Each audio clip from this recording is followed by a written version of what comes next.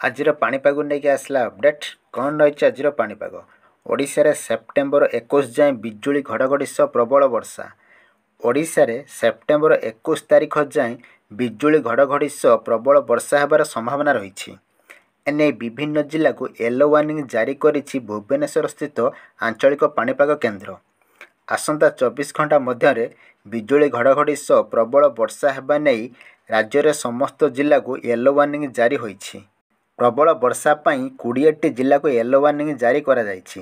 ଏହି ଜିଲ୍ଲାଗୁଡ଼ିକ ହେଲା ସୁନ୍ଦରଗଡ଼, ଝାରସୁଗୁଡ଼ା, ସମ୍ବଲପୁର, ଦେବଗଡ଼, ବରଗଡ଼, କେନ୍ଦୁଝର, ମୟୂରଭଞ୍ଜ, ବାଲେଶ୍ୱର, ଭଦ୍ରକ, ଯାଜପୁର, ଜଗତସିଂହପୁର, କେନ୍ଦ୍ରାପଡ଼ା, ପୁରୀ, ଖୋର୍ଦ୍ଧା, କଟକ, ନୟାଗଡ଼, ଗଞ୍ଜାମ, ଗଜପତି, ଅନୁଗୁଳ ଓ ଢେଙ୍କାନାଳ। ସେହିପରି ସେପ୍ଟେମ୍ବର 18ରୁ 19 ତାରିଖ ମଧ୍ୟରେ କେନ୍ଦୁଝର, ମୟୂରଭଞ୍ଜ, ବାଲେଶ୍ୱର, ଭଦ୍ରକ, ଯାଜପୁର, ଜଗତସିଂହପୁର, କଟକ, ପୁରୀ, ଖୋର୍ଦ୍ଧା, ନୟାଗଡ଼, ଗଞ୍ଜାମ, ଗଜପତି, କୋରାପୁଟ, ରାୟଗଡ଼ା, କନ୍ଧମାଳ, ବୌଦ୍ଧ, ଅନୁଗୁଳ ଓ ଢେଙ୍କାନାଳ ଜିଲ୍ଲାକୁ ବିଜୁଳି ଘଡ଼ଘଡ଼ି ସହ ପ୍ରବଳ ବର୍ଷା ପାଇଁ ୟେଲୋ ୱାର୍ଣ୍ଣିଂ ଜାରି କରିଛି ପାଣିପାଗ କେନ୍ଦ୍ର।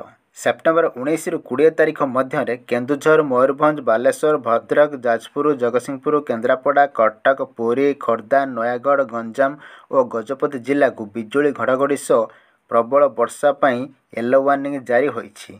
ସେହିପରି ସେପ୍ଟେମ୍ବର 20ରୁ 21 ତାରିଖ ମଧ୍ୟରେ ବିଜୁଳି ଘଡ଼ଘଡ଼ି ସହ ପ୍ରବଳ ବର୍ଷା ପାଇଁ ରାଜ୍ୟରେ 21ଟି ଜିଲ୍ଲାକୁ ୟେଲୋ ୱାର୍ଣ୍ଣିଂ ଜାରି ହୋଇଛି।